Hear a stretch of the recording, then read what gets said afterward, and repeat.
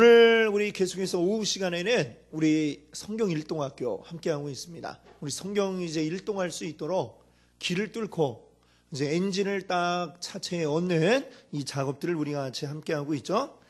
지난번에 우리가 할 때에 이제 여러분께 말씀드린 거, 이 성경을 쭉 우리가 앞에서부터 맨 마지막까지 읽을 때에 어떻게 우리가 이것을 하나의 길을 쭉 뚫을 것인가, 성경을 쭉 보는 하나의 그 관점을 여러분께 말씀드렸습니다. 바로 뭐냐면 하나님 나라, 바로 이 하나님 나라의 관점으로 성경을 한번 우리가 읽어봅시다, 이렇게 말씀을 드렸죠.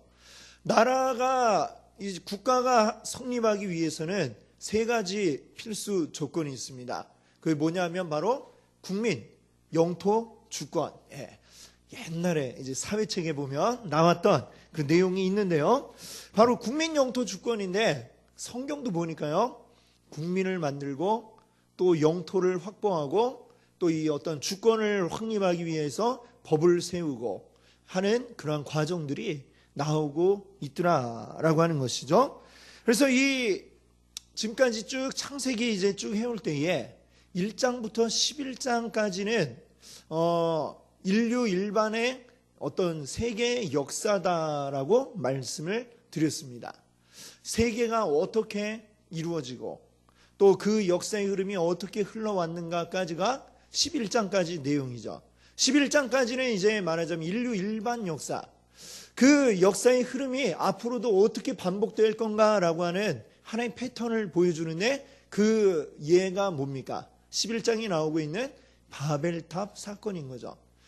우리가 어떤 높은 그 탑, 성 이런 걸 쌓는다고 하는 것은 이미 굉장한 어떤 문명의 힘이 축적이 된 그런 상태입니다. 중국도 보면은 만리장성을 쌓은 게 언제 쌓았다고 그랬는지 아시죠? 중국이 진시황 아닙니까? 진시황. 진시황이 이 중국을 천하 통일을 이루고 나서야 이제 그런 대규모 큰 공사가 이루어진 겁니다. 아주 그 중국 땅을 다 통일을 하고 하나의 어떤 강력한 힘이 나오니까 그런 큰 공사가 이루어지는 거죠. 바벨탑도 이게 어떻게 되는 겁니까? 강력한 힘을 가진 이 왕권이 등장을 하고 사람들을 한데 모으고, 자, 그 다음에야 이제 어떤 이런 큰 대규모 공사가 이루어지는 것입니다. 이 바벨탑은 그러니까 뭐냐? 그런 강력한 왕이 나왔는데 이제 이 세상에 이런 왕들이 계속해서 나타나게 될 것인데, 이 왕들이 가는 길은 뭐냐? 결국은 한 길로 가는 거죠. 어떤 이 세상의 왕들은 자기 힘을 키우고 자기의 능력을 계속해서 확대시키고 나라의 영토를 확대시키고, 그렇게 함으로써 맨 마지막에 어디까지 가느냐? 하나님과 같아지자라고 하는 이러한 데까지 나아가게 되는 것입니다. 이게 이 세상의 역사다라고 하는 것이죠. 그러한 세상의 역사의 흐름이 계속해서 반복이 됩니다. 어느 나라도 영원하지 못했어요. 강력한 나라가 나타나서 주변 국가들을 이제 무릎 꿇리고 자기가 큰 왕인 것처럼 신인 것처럼 하다가 결국엔 또 그 나라도 금세 망하고 또 다른 새로운 강력한 나라가 일어나고, 그럼 또 그 나라가 마치 신이 된 것처럼 행세를 하다가 또 다시 쇠락하고 또 다른 나라가 일어나고, 이게 지금까지 계속해서 인류의 역사에 반복되는 모습이었던 것을 여러분들 이 세계사를 보면 우리가 알 수가 있는 것이죠. 이 세계사는 어차피 이렇게 흘러갈 거다라고 하는 거 이제 11장까지 해서 딱 보여주고 이렇게 간다, 여기까지 하고 이제 마무리 짓고, 그 다음부터 12장부터는 이제 하나님 나라의 완성되는 모습을 보여주고 있는 겁니다. 창세기 12장부터. 창세기 12장에 누가 나와요? 아브라함이 나오죠. 아브라함을 통해서 하나님이 이제 무엇을 하시는 겁니까? 내가 너의 후손으로 큰 민족을 이루겠다. 자, 그걸 통해서 결국 뭡니까? 나라의 태동기입니다. 자, 국민 만들기. 자, 아브라함이라고 하는 사람을 택해서 그의 자손들을 이제 쭉 많아지게 하시고 그의 자손들을 통해 하나님 나라의 원형을 만들어 가시는 것이죠. 국민을 만드는 과정입니다. 그리고 출애굽기로 가면 이제 어떻게 돼요? 이제 나라를 창건하는 거죠. 나라가 만들어지려면 법이 필요합니다. 법. 국민 영토 주권 가운데 주권을 지키기 위해서 이제 법이 필요한데, 그래서 출애굽기, 레위기 뭐 이런 데 보면 법이 나오잖아요. 그렇죠? 율법이 나옵니다. 자, 그런 이제 법을 만드는 것들이 나오고, 그다음에는 땅이 있어야죠. 법만 있으면 뭐 합니까? 국민 있고 법 있으니까 그다음에는 땅이 있어야 되는데, 땅을 영토를 확보하는 내용이 이제 어디입니까? 여호수아서에 보면 땅을 차지하는 그 내용들이 나오고 있습니다. 그렇죠? 그다음에 그러면 자, 국민 영토 주권이 갖춰졌어요. 그다음에는 뭐예요?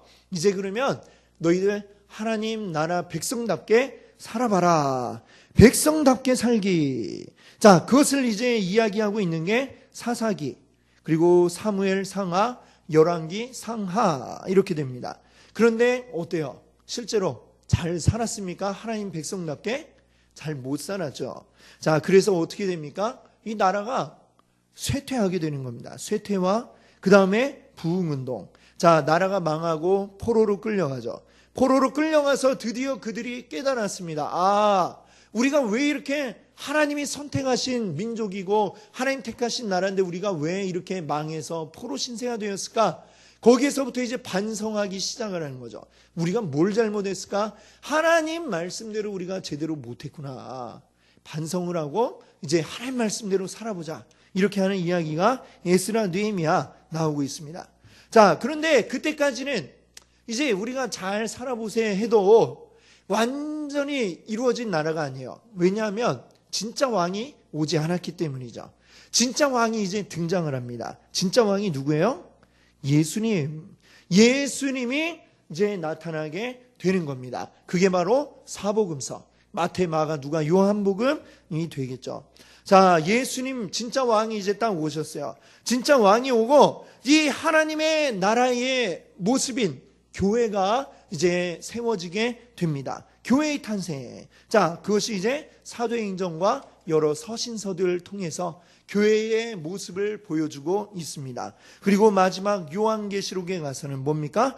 영원한 하나님의 나라, 새 예루살렘의 완성된 모습, 이거를 미리 보여주고 있는 곳이 바로 요한계시록인 것이죠.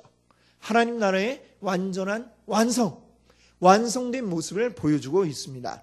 자, 이런 흐름으로 성경이 쭉 흘러가고 있구나. 네, 이렇게 보니까 어때요? 참 쉽죠? 네. 아닌가요? 자, 쉽죠? 네. 자, 이렇게 성경 말씀이 흘러가고 있다. 일단은 기본적으로 아시고. 자, 이제 그러면 오늘 이제 우리가 창세기에서부터 이제 출애굽기 이제 앞부분까지 말씀을 드리려고 하는데, 자, 이제 12장부터 시작되는 이 창세기에서 창세기의 주제가 뭐냐? 창세기 주제는 뭘까요? 바로 여기 써 있는 것처럼 누가 하나님 나라의 후사인가? 누가 하나님 나라를 이어갈 사람들인가? 라는 것을 묻고 있습니다. 거기에 대해서 이제 11장까지는 어때요? 여기까지는 인류 일반 역사라고 그랬죠? 인류 일반 역사. 네. 일반 역사입니다. 자, 그래서 뭐 창조와 타락, 그리고 노아 홍수로 한번 망했다가 이제 다시 노아의 가족들을 통해 이제 그 인류가 다시 이어나가고, 그 다음에 또 바벨탑 사건을 통해 인류 역사의 일반 역사의 흐름은 이렇게 계속 되겠구나라고 하는 모습을 보여주었습니다. 자, 그러고 나서 이제 창세기 12장에서부터는 이제 아브라함으로부터 이제 하나님 나라를 이루어 가시게 되는 거죠. 아브라함. 자, 이 아브라함이 여러분들 그 지도를 보시면은 아브라함이 원래 살던 지역을 어디라고 그러죠? 갈대아 우르 사람이라고 그러잖아요. 그렇죠? 이 우르가 어디 있느냐? 여러분 지도를 한번 보시면 여기 티그리스 강이 있고 유프라테스 강이 여기 이제 흐르고 있죠? 거기에 우르 보이십니까? 여기? 예, 바벨로니아라고 써 있는데 밑에 우르라고 하는 데가 있어요. 자, 옛날에 여기를 이제 뭐라고 그러냐면은 이 일대를 비옥한 초승달 지역이다라고 이렇게 얘기해요. 초승달처럼 이렇게 둥글게 이렇게 되어 있는 이 양쪽에 티그리스강, 유프라테스 강을 끼고 이제 거기 아주 비옥한 땅이 있고 거기를 중심으로 해서 사람들이 모여 살면서 이제 문명을 이루어 나가는 바로 그곳입니다.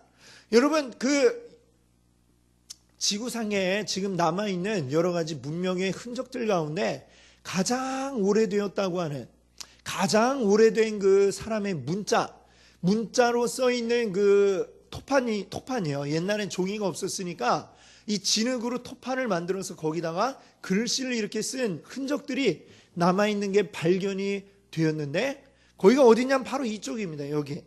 지금 그 수메르 문명이라고 이렇게 이야기를 해요. 그 옛날 가장 최초의 이제 문자라고 하는 이 수메르 문자를 이제 고고학자들이 이제 막 해석을 했는데, 거기에 보면 어떤 내용이 있냐면은 재밌는 내용이 있는데요. 요즘 애들은 너무 버릇이 없어. 뭐 이런 내용의 글자가 있었다고 합니다. 굉장히 재밌지 않습니까? 요즘도 어른들은 애들 보면서 왜 이렇게 요즘 애들 버릇이 없나 이러는데, 그 버릇 없는 게 옛날에도 마찬가지였어요. 그 수천 년 전에, 적어도 지금으로부터 한 4,000년 이전에 그때에도 예나 지금이나 사람들이 생각하는 거는 똑같았구나라는 것을 우리가 알 수가 있는 것 같습니다. 그 문명의 그 여러 글의 흔적들을 가지고 이제 밝혀낸 것들을 보면 그 시대에도요, 오늘날 같이 있을 거는 다 있었다고 그래요. 그때 법도 있었고, 함무라비 법전이라고 세계에서 가장 오래된 지금 남아있는 법전이라고 하는 게 함무라비 법전이죠. 그것도 이 지역에서 나왔고, 그러니까 법도 있고, 그 다음에 그 시대에 출토된 것들을 보니까요, 또 뭐가 있냐면 음악 학교가 있었습니다. 음악 학교. 지금처럼 음악을 가르치고 악기를 가르치는 음악 학교가 있고, 그러니까 뭐 요즘처럼 뭐 TV, 냉장고 이런 건 없지만 있어야 할 건 다 있는 그 시대의 문명의 모습들을 그 고고학적으로 발굴된 것을 통해서 밝혀내고 있다는 것이죠. 자, 지금 아브라함이 살던 곳이 바로 그쪽입니다. 그쪽. 이미 그 시대에도 모든 이제 문명이 발전을 해왔고 웬만한 건 다 갖추고 있고 지금과 사회가 돌아가는 게 거의 뭐 비슷하고 법도 있고 지켜주고 뭐 이런 것들이 다 있는 시대가 바로 그 시대였다라고 하는 거죠. 자, 근데 그 시대에 하나님이 아브라함에게, 아브라함아, 네가 살고 있는 이 갈대아 우르를 떠나라. 그리고 내가 너에게 지시할 곳으로 가라. 이 얘기는 뭡니까? 지금 온갖 그 당시 가장 발달한 문명 가운데 살고 있는 아브라함에게 말하자면 아무것도 없는, 네가 지금 누리고 있는 모든 문명의 혜택을 다 포기하고 오직 나만 믿고 따라올 수 있겠니? 라고 지금 묻는 거나 마찬가지입니다. 지금 우리는 어때요? 도시에서, 우리 뭐 서울은 아니지만 우리나라 5대 광역시에 속하는 인천시에 우리가 살면서 온갖 뭐 부족한 것 없이 다 누리고 있는데 갑자기 그 모든 것 다 내려놓고 아무것도 없이 저 머나먼 아무것도 없는 어디 오지로 가라. 이러면 어떻겠습니까? 지금 우리에게 하나님 그렇게 말씀하셔도 굉장히 쉽지 않을 것 같아요. 당장은 우선 핸드폰도 안 터지는 대로 네가 가라 이러면 그것만 해도 어떻겠습니까? 벌써 마음에 불안하고 초조하잖아요. 우리가 아침에 이제 일하러 나올 때에 핸드폰 깜빡 잊고 놓고 나오면은 하루 종일 불안하고 뭔가 좀 큰일이 있을 것 같고 이게 안 달라고 조바심에 우리가 하루 종일 아무것도 못해요.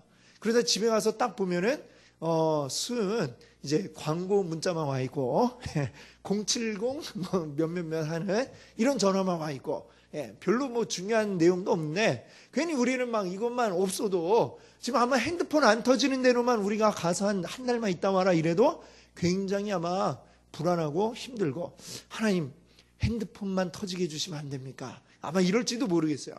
아브라함의 지금 요구하시는 게 하나님이 그보다 더한 거를 요구하고 계셨던 것입니다. 자, 그런데 이 시대의 아브라함은 어때요? 그 모든 누릴 수 있는 것들을 다 포기하고 더군다나 하나님이 지금 네가 가야 될 장소는 여기다. 어느 동네 이름을 딱 하고 알려주신 게 아니었습니다. 하나님이 그날 아침에 자 출발하자 이러면 아브라함은 짐 꾸려갖고 출발을 하는 거예요. 지금 길 따라서 그냥 하나님 가자 하시면 가는 겁니다. 가는데 이 길 끝에 뭐가 있는지 어디로 가는지 알 수가 없는 채로 하나님 가자 그러면 그날 따라가는 겁니다.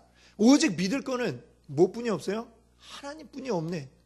전적으로 하나님만 의지해서 하루하루 나아가는 것이었습니다. 이게 그렇기 때문에 이것이 하나님이 기뻐 보시는 그러한 믿음이 된 줄로 믿습니다. 아멘. 그 믿음으로 아브라함이 하루하루 길을 전진해서 어떻게 갔느냐? 자, 이 우르에서 출발을 해서 이렇게 길을 거쳐서 자, 이렇게 쭉 내려가는 겁니다. 그렇게 해갖고 마침내 어디까지 간 거예요? 가나안이라고 하는 곳에 가게 되었다는 것이죠. 자, 이 시대에 하나님만 믿는 이 믿음이 얼마나 대단한가. 자, 여러분들 그 처음에 이 시대순에 따라 이렇게 성경을 배열했던 그 그림이 기억나시나요? 그때 보면 창세기 이 시대에 와서 붙은 그 성경이 하나 있죠. 뒤에 있는데 그게 뭡니까 혹시? 기억나십니까? 욥기. 욥기는 바로 이 아브람, 야곱, 이삭 뭐 이 시대에 같이 더불어 동시대의 사람이 바로 욥이었다라고 하는 것인데 이 시대에 욥의 친구들이 와갖고 욥에게 이야기한 게 뭡니까? 욥이 지금 병에 걸려 있고 그렇게 힘들어하는데 위로하러 왔다는 사람들이 이야기하는 게 야, 안 됐다 하면서 근데 너 이렇게 아프고 그냥 망한 거 보니까 너 큰 죄를 지었나 보다. 무슨 죄를 지었어? 빨리 회개해. 라면서 계속 이야기하고 있는 거예요. 욥은 막 기도 안 차죠. 니네 지금 나 죄 지었다고 정죄하려고 지금 찾아온 거니? 하면서 막 화를 내고 그 친구들과 막 대화를 합니다.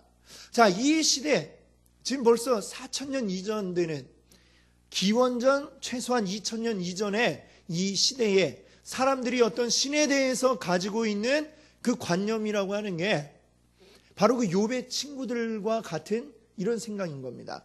인과응보. 사람이 가장 기본적으로 가지고 있는 어떤 그 신에 대한 생각은 인과응보. 우리가 잘하면 칭찬해주고 상 주고 그러나 못하면 벌 주고 그냥 인과응보 이것이 제일 기본적인 생각이죠. 모든 종교의 출발점이 바로 그것입니다. 자, 근데 그거와 상관없이 나는 하나님을 믿고 따르겠습니다 라고 고백할 수 있는 믿음, 이거는 정말 이게 사람에게서 나온 게 아닌 것 같아요. 그렇죠? 사람이 그 당시에는 또 어떻습니까? 많은 신들이 있다고 생각했어요. 모든 사람들이 다 그렇게 생각하고 있는데 그때에 오직 하나님 한 분만이 참 신이다 라고 생각하는 그 신관, 이것도 전에 없던 그런 신관인데 이게 어떻게 사람의 머리에서 나올 수 있었을까요? 사람에서 머리에서 나온 것은 그냥 그 시대에 일반적으로 생각하는 것처럼 많은 신이 있고 태양의 신이 있고 또 땅의 신이 있고 뭐 바다의 신이 있고 이렇게 생각하는 게 너무나도 일반적인 이 시대에 오직 유일한 하나님, 한 분 하나님이라고 하는 이 생각 자체가 이거는 우리 머리에서 나올 수 없는 아주 독특한 그런 생각이었다라고 하는 것이죠.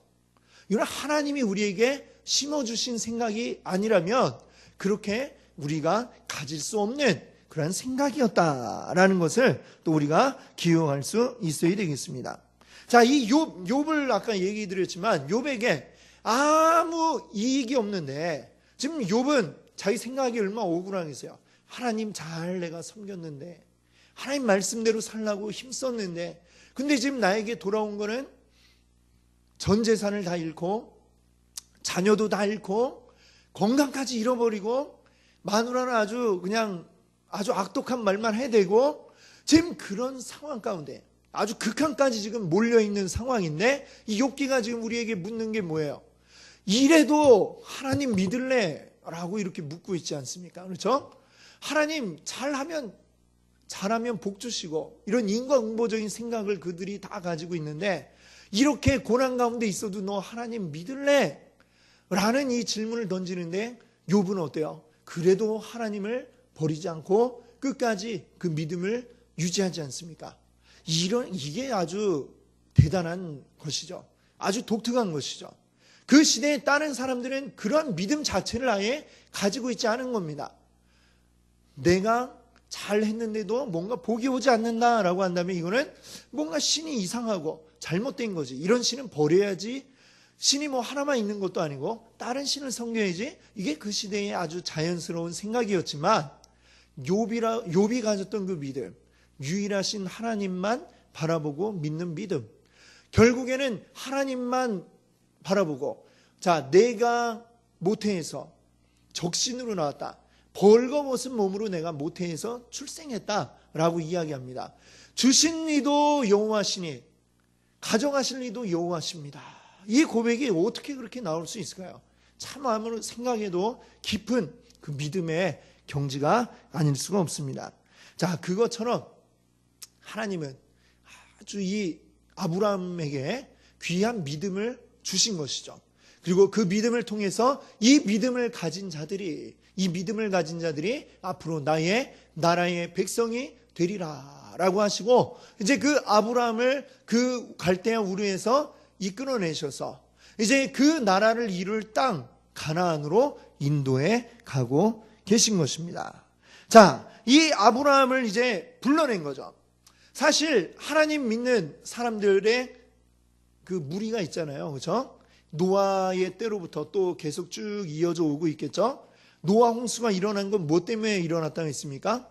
하나님을 잘 섬기는 무리들과 또 세상적인 무리들이 있는데, 이들이 하나님 뜻대로 가야 할 사람들이 이쪽으로 가서 붙어버린 거죠. 이쪽에 끌려간 거죠. 그래서 모든 하나님 믿는 믿음 자체가 사라져버린 그때에 하나님이 세상을 보고 악하다고 한탄하시면서 노아 홍수를 일으킨 겁니다. 자, 이때에도 하나님 믿는 그 노아의 후손들 가운데 그 무리들이 있겠죠. 있는데 그 가운데서 하나님은 아브라함을 불러내신 겁니다.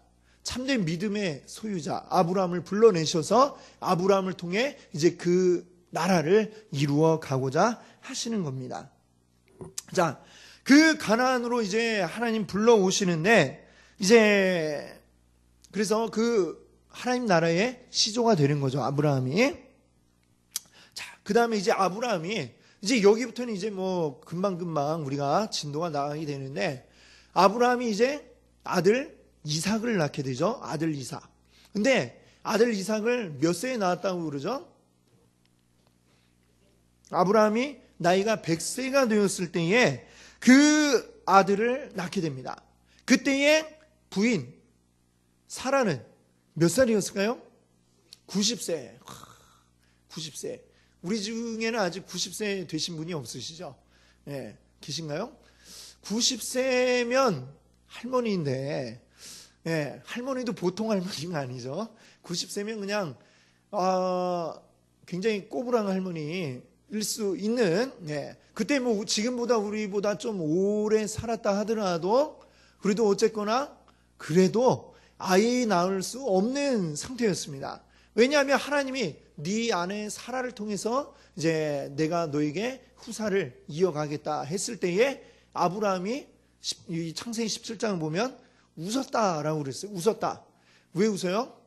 아니, 저 여자가 무슨 애를 낳아요? 할머니가 무슨 애를 낳아요? 하는 그 생각이 드니까, 뭐 일단 아브라함 자기는 둘째 치고 애를 낳아야 될 여자가 할머니인데 이미 뭐 다 이제 애 낳는 거 끝날 나이인데 어떻게 애를 낳는가 하는 생각이 아브라함도 피식하고 웃음을 참을 수가 없었다. 그 얘기입니다.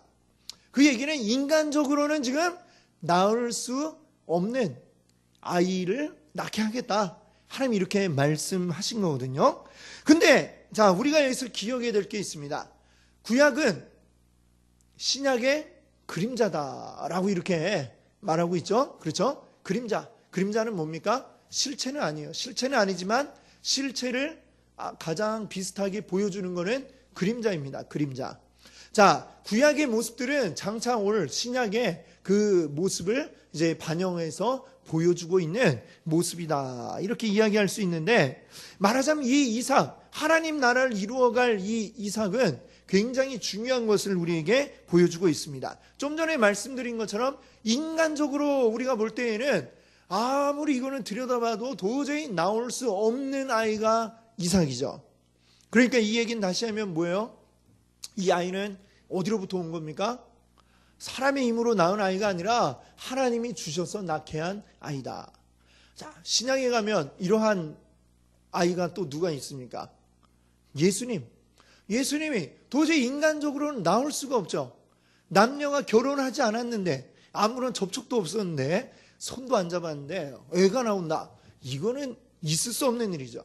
있을 수 없는 일인데 그렇게 낳게 하신 예수 그리스도를 우리가 볼 수가 있습니다.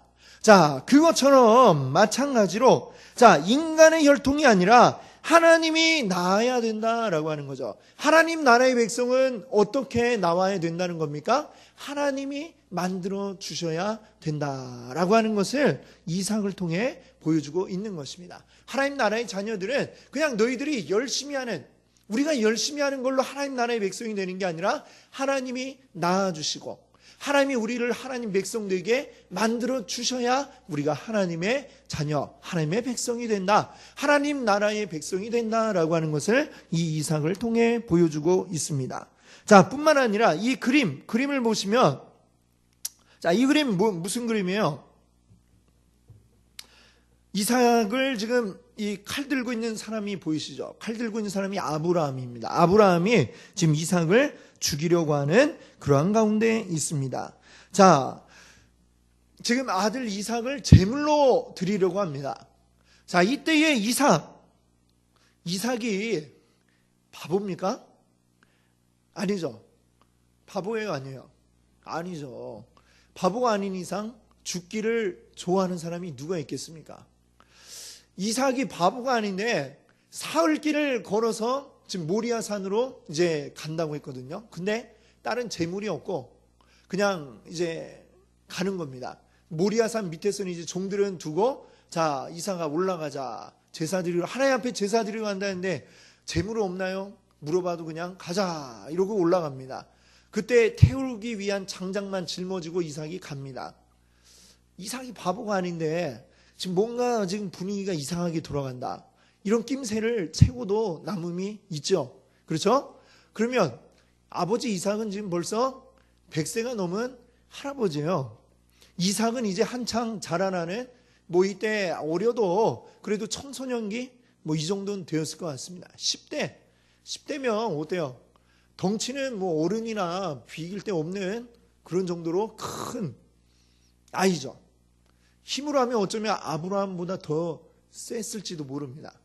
예, 힘으로 탁 아버지 칼을 딱 들면 왜 이러세요 아버지 하면서 탁 칼을 붙잡고 뺐을 수도 있는 그런 나이예요. 그렇죠? 그런데 아브라함이 그 아들 이삭을 이제 제단 위에다가 눕히는데 가만히 그냥 누워요.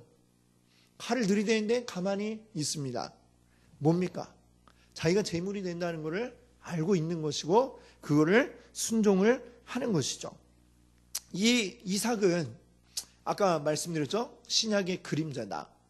그러면 무엇의 그림자겠습니까? 무엇의 그림자예요?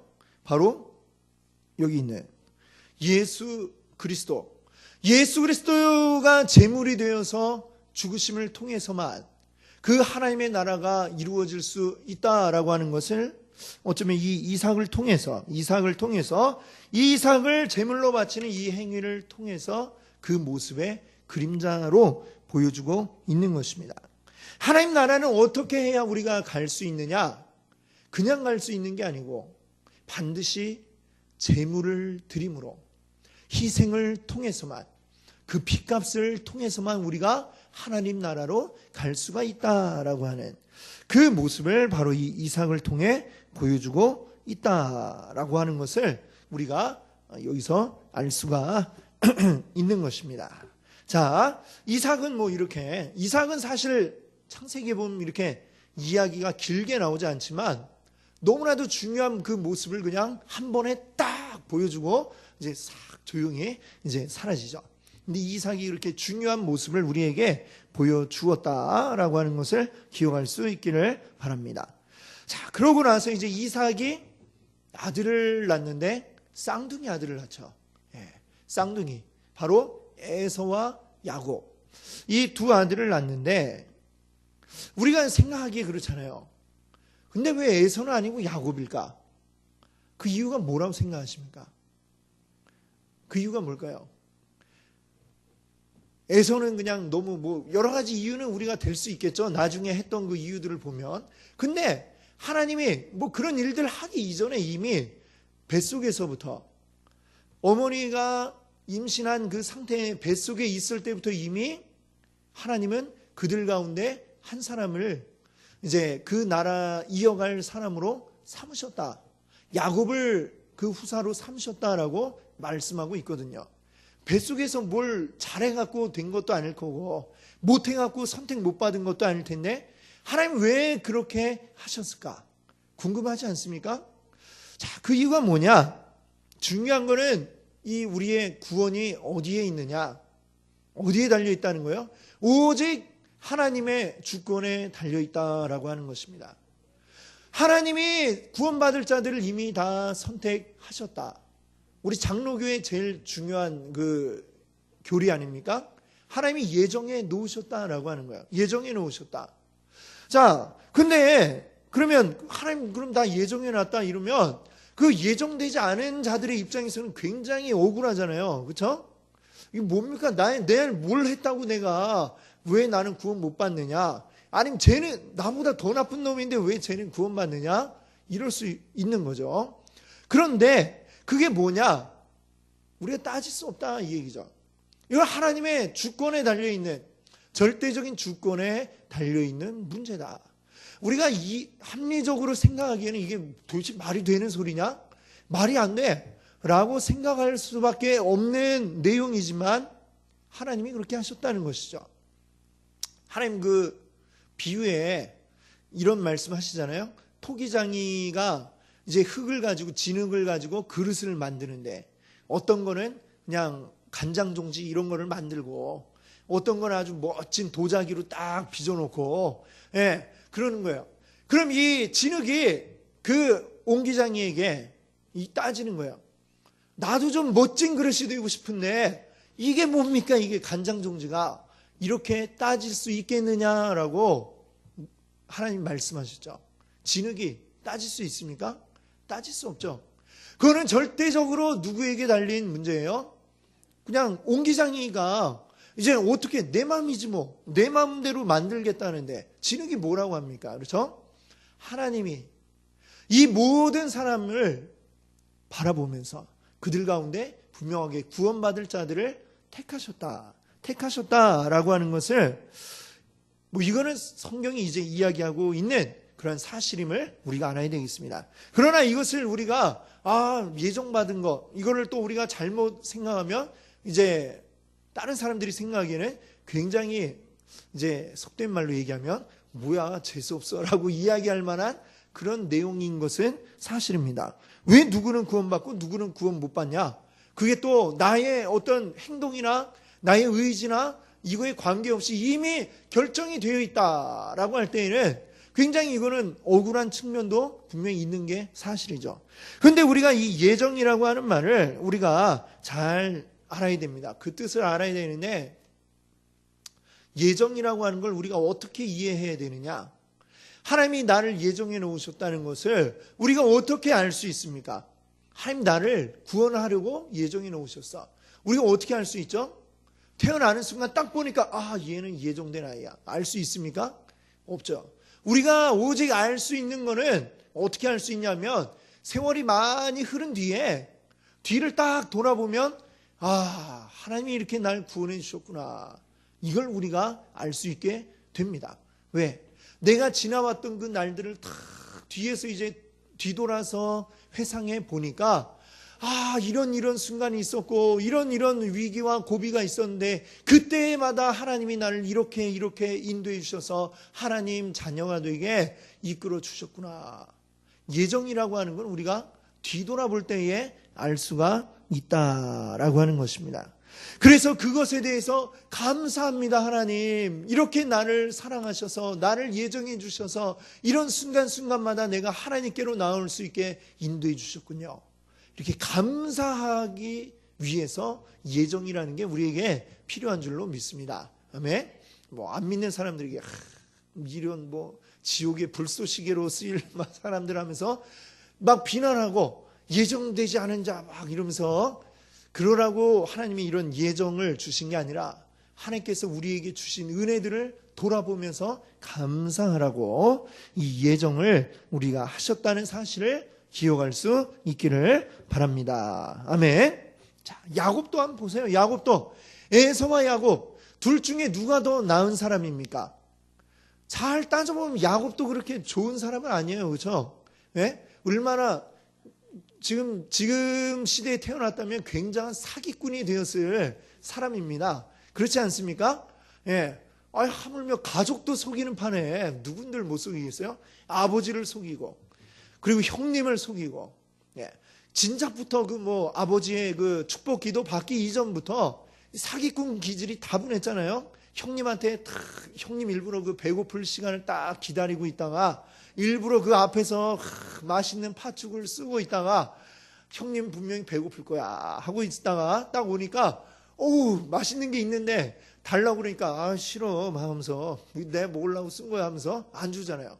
그러면 대신에 뭘 하나 달라고, 내가 너한테 줄게, 원하는 거 있으면 얘기하니까 형님의 그 장자권을 달라 이야기하니까 에서도 참 미련하지만 그걸 막 그렇게 달라고 했던 야곱도 참 아주 순수한 사람은 아니었다. 예, 우리가 그렇게 봅니다.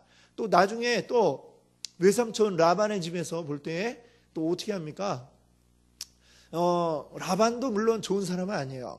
자기 조카 임금을 줘야 될 걸 제대로 주지 않고, 예, 조카라고 해서 그냥 막 부려먹은, 예, 그런 사람이죠.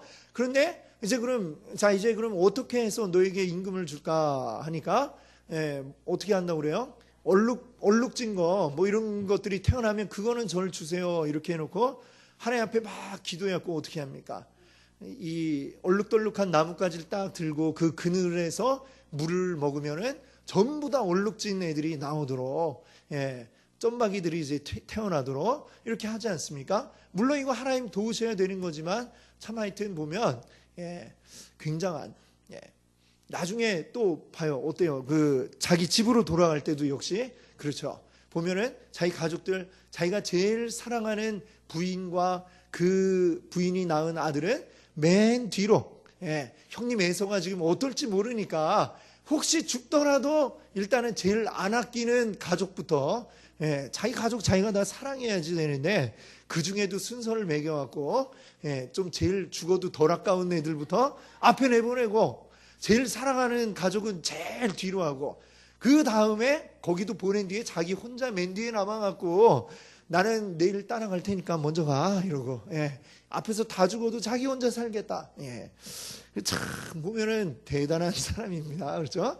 그런데 그럼에도 불구하고 하나님이 이 야곱을 택하시니까 야곱의 그 아들들, 결국은 이 아들이 몇 명이죠? 12명의 아들. 이 12명의 아들을 통해서 이스라엘 12지파가 되고 그들이 낳은 후손들을 통해서 하나님의 나라를 이루어 가시는 그것을 우리가 보게 됩니다. 자, 거기까지가 말하자면 창세기 내용이죠. 그리고 마지막에 이들이 결국에 어디로 가는 내용으로 이 창세기가 끝이 납니까? 가나안에 있다가 어디로 가죠? 애굽으로 가죠. 애굽에 감으로써 이제 창세기는 딱 끝나게 됩니다. 자, 애굽으로 가는데, 그러니까 이제 출애굽기는 어디에서 시작을 하게 될까요? 지역적으로 어디예요? 예.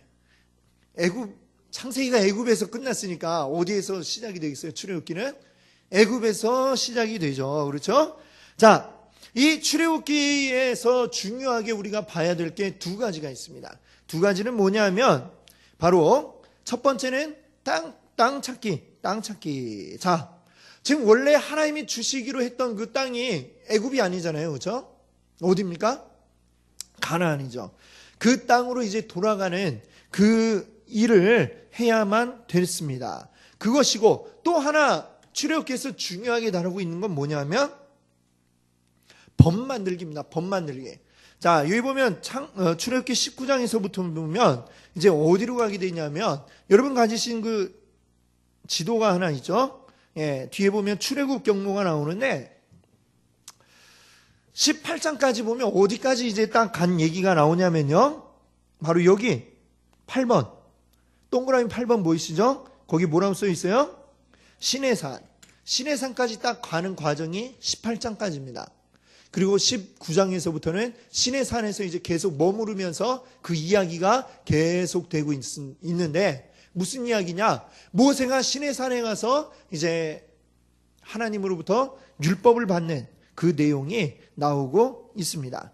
자, 그러면 다시 한번 다시 창세기 맨 마지막에 이제 야곱이 아니죠. 요셉이 출애굽이 아니라 애굽에 가서 총리가 되잖아요. 애굽의 총리가 되고 그 앞으로 오게 될 그 7년간의 가뭄 때에 이제 살 길을 찾기 위해서 그 가족들을 다 애굽으로 이제 이주하게 됩니다. 이주하는데, 자, 그러고 나서 출애굽기가 이제 딱 시작이 되는데, 그 한 장 차이에 뭐 한번 성경 한번 펴볼까요? 창세기와 출애굽기 사이에, 창세기 50장과 출애굽기 1장 사이에, 자, 요 사이에 시간적으로는 한 몇 년이 흘러갔을까요?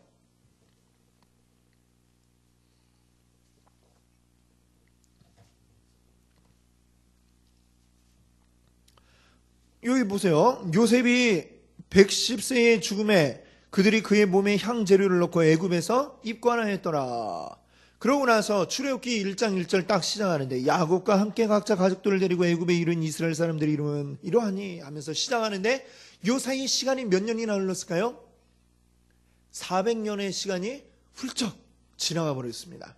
요 한 페이지 사이에 400년이 훌쩍 지나간 거예요.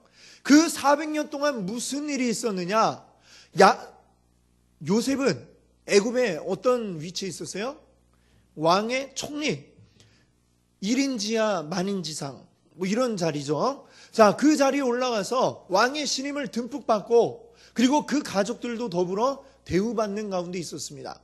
그리고 애굽에서는 이 농사를 짓는 지역이, 애굽은 그 나일강 유역, 나일강 삼각주 지역이 있죠. 거기가 아주 비옥한 땅입니다. 그리고 농사를 주로 짓는 사람들인데, 이 농사 짓는 사람들은 가축을 치고 하는 것을 아주 싫어했어요.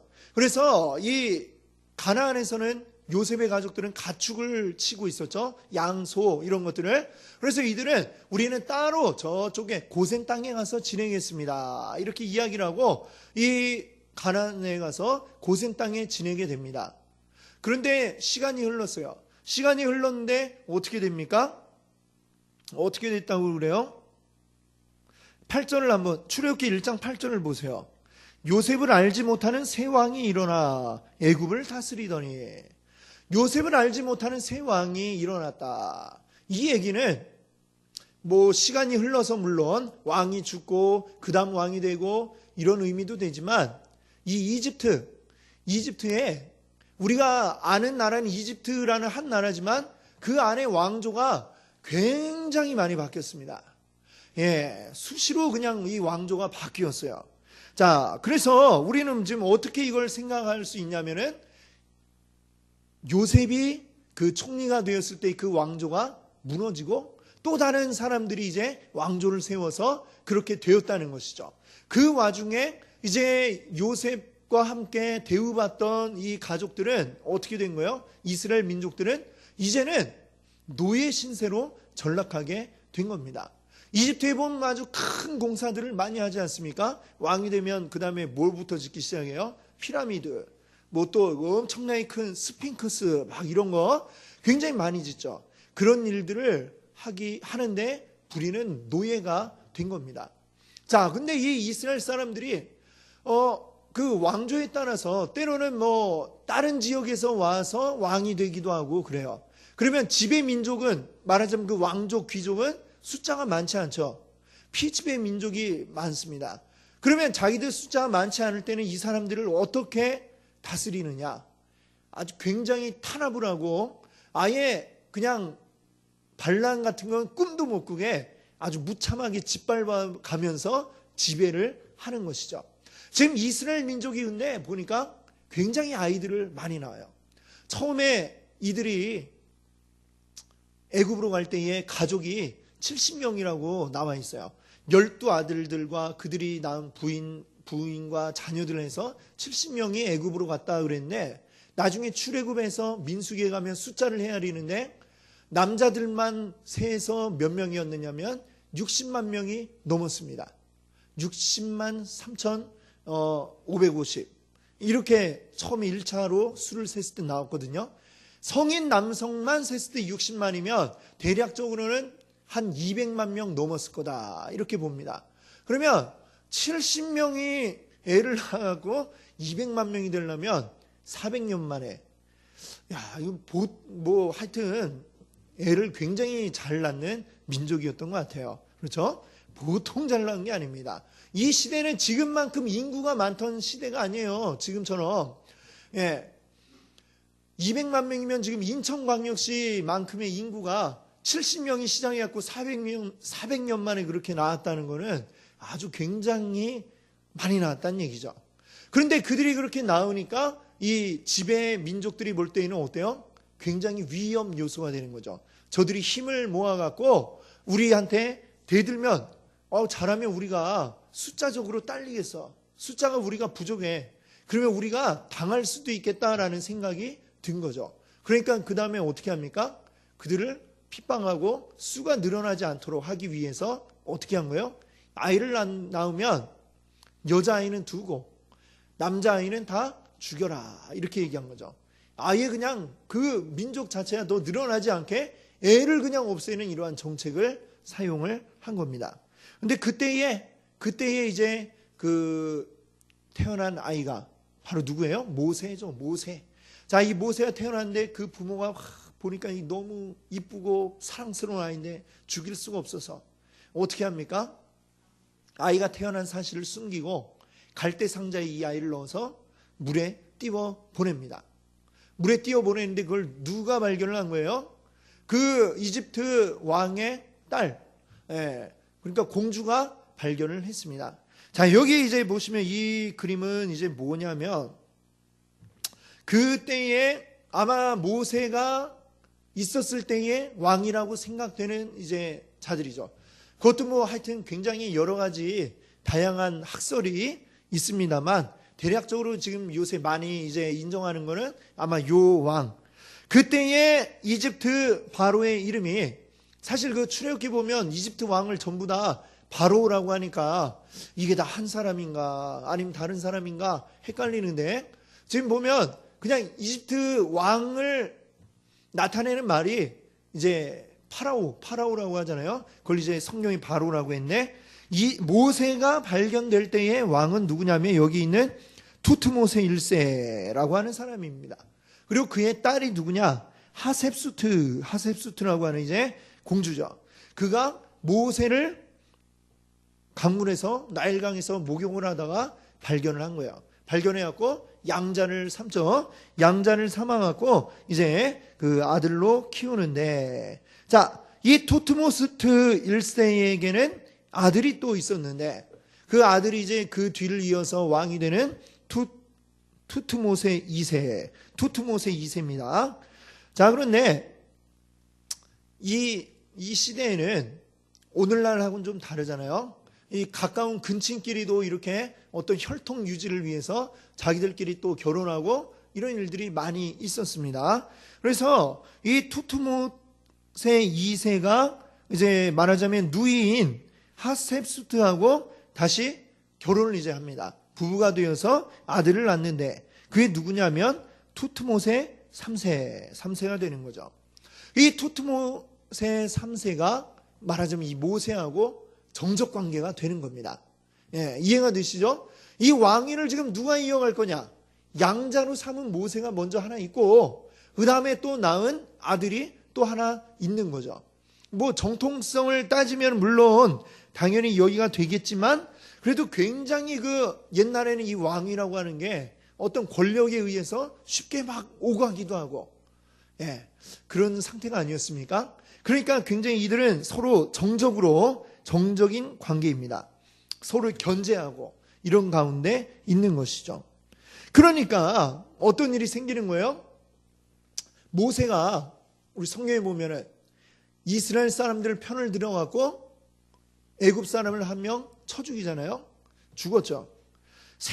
우리가 생각하기에 왕자인데, 예, 오늘날로 치면 하여튼 사람 하나 이거 죽이는 건 당연히 죄지만 그 시대에는 엄청난 권력을 지닌 시대 아닙니까? 왕이. 그 파라오의 왕자인데 사람 하나 죽였다고 이렇게 막 쫓겨나나? 이런 생각도 들잖아요. 근데 그게 왜 그렇게 크게 문제가 되었느냐? 잘 생각해 보세요. 지금 누구의 편을 들어갖고 애굽 사람을 죽인 거예요? 이스라엘 사람들 편을 들어갖고 애굽 사람을 때려서 죽인 거죠. 이 얘기는 지금 어떻게 이걸 엮어 들어갈 수 있냐면은 이 모세가 지금 이스라엘 사람들과 작당을 해갖고 지금 뭔가 하려고 한다. 이렇게 지금 엮을 수 있는 그런 문제가 되는 거죠. 그러니까 사람을 죽이고 그 다음에는 이 문제를 알고서 투트모세 3세가 문제시 되니까 이거는 뭔가 반란에 대한 반란이 되는 거죠. 반역. 그렇게 되니까 그 안에 있을 수가 없고 왕궁 안에 있을 수가 없고 도망을 갈 수밖에 없었던 것입니다. 자, 도망갑니다. 그래서 도망가게 되는데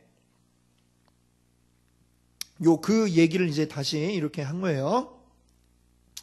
도망가는데 어디로 갑니까? 이 지도를 한번 다시 이제 보시면은 미디안 이드로에게 가지 않습니까? 그래서 그 이드로의 딸과 결혼을 하게 되죠. 미디안이 어디에 있습니까? 바로 여기죠. 자, 미디안. 여기 보시면은 이제 땅이 지금 요 하늘색 부분이 여긴 지금 지도상에는 이제 끊겨 있지만 이게 이어져 있는 겁니다. 이 바다가 쭉 이어져 있는 거예요. 이렇게. 예. 여기가 쭉 다 똑같은 홍해죠. 우리가 홍해를 건너잖아요. 나중에 출애굽할 때 그때 건넌 곳은 이쪽이고, 자, 이쪽이고.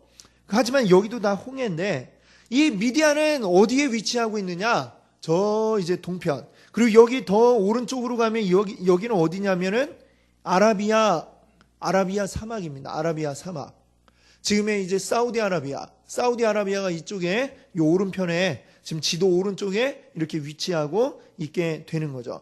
그 옆에는 다 사막인데 이 홍해 바다의 어떤 그 영향을 받아갖고 아마 이쪽은 비가 좀 내렸던 것 같아요. 그러니까 해안을 끼고 비가 좀 내리는 이런 지역이 형성이 돼 있었습니다. 비가 내리니까 땅에 풀이 자라고 그래서 거기에 양을 치면서 사는 그런 일들이 이제 이루어지고 있는 그 일을 하는 사람들이 바로 이 미디안 사람들이 여기에 살고 있는 거고. 그리고 또 이제 보면 우리 성경에 많이 나오는 그 민족 이름 가운데 아말렉이라고 있죠. 아말렉 들어보셨죠? 출애굽기 17장에도 또 싸움을 하는 그 민족들이 나오는데 아말렉은 어느 쪽에 이제 위치한 사람들이냐면 여기 시내반도 요 왼쪽 편에 요쪽에 이쪽 해안을 끼고 이제 사는 사람들이 바로 아말렉이었다 하는 거죠. 그래서 보면 출애굽하고 나서 얼마 되지 않아서 싸움을 하잖아요. 지금 이 지역입니다. 이 지역. 아말렉이 이쪽에 살고 있기 때문에 충돌이 있고 싸움을 하게 된 거고. 지금 모세가 이제 애굽은 지금 여기 보이시죠? 여기 애굽. 여기가 나일 삼각주. 아주 비옥한 땅이죠. 자, 여기에서 도망을 가는데 어디까지 가느냐? 미디안까지 가게 되었다라고 하는 것입니다. 미디안.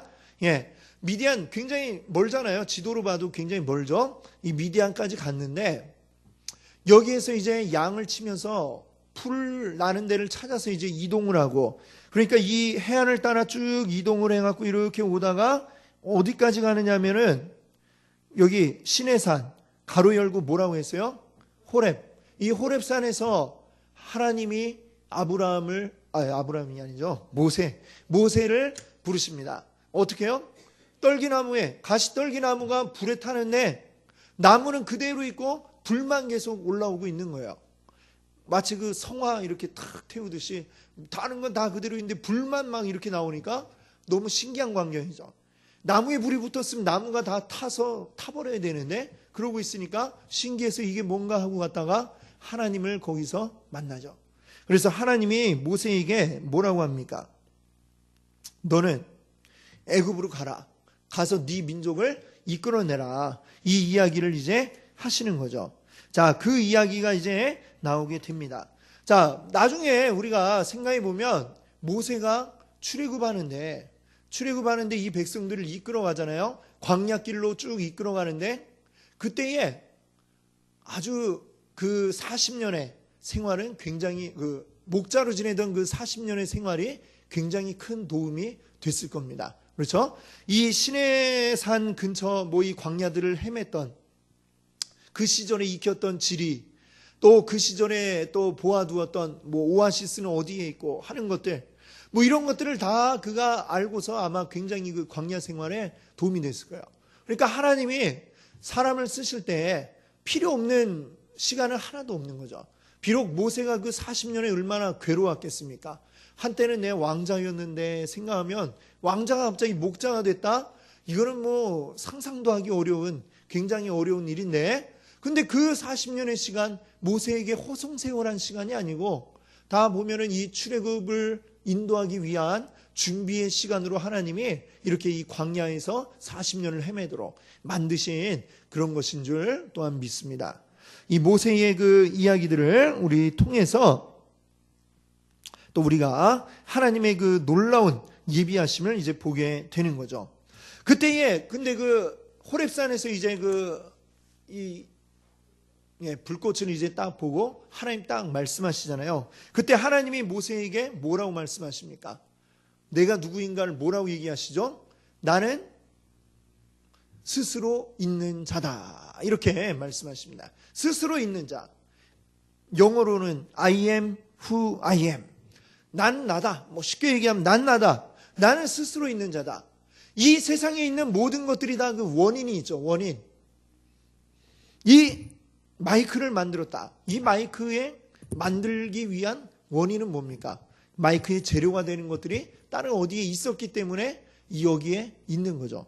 이 강대상을 만들 수 있는 어떤 나무가 원래 있었기 때문에 그 나무는 또 어떻게 있었죠? 그 나무에 엄마 뻘 되는 나무가 또 있었겠죠.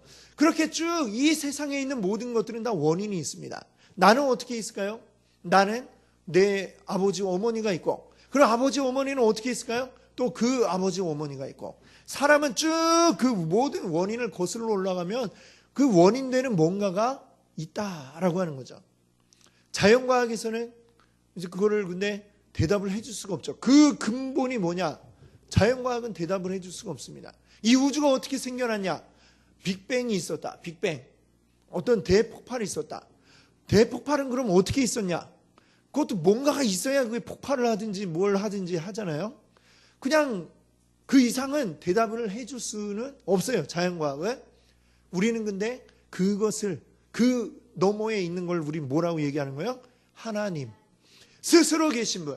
다른 어떤 원인이 없고 스스로 계신 분 하나님이 계셔서 하나님이 이 세상을 창조하시고 우리를 만드시고 그러지 않다면 그걸 우리가 뭐라고 얘기할 수 있겠습니까? 아무리 진화론자들이 그래 진화됐다 하더라도 우리가 10분 이렇게 양보를 해서 진화됐다고 치더라도 그러면 맨 처음엔 도대체 뭐에서부터 진화가 되어서 나왔을까요? 하여튼 뭔가는 있어야 나올 수 있는 거 아니겠습니까? 그럼 그 뭔가는 어디서 나왔느냐? 우리는 하나님 아니고는 우리가 이 세상에 이 세상이 태어난 그것을 우리는 설명할 방법이 없는 줄 믿습니다. 오직 하나님만 우리 기억할 수 있기를 바랍니다. 스스로 계신 자, 나는 스스로 있는 자니라. 이 하나님을 우리 기억하면서 하나님이 그 가운데 또한 나를 만드셨고 하나님 통해 우리가 구원받은 자 된 것을 우리 늘 감사하시면서 우리 나아가시는 우리 귀한 성도님들 되시기 바랍니다. 아멘.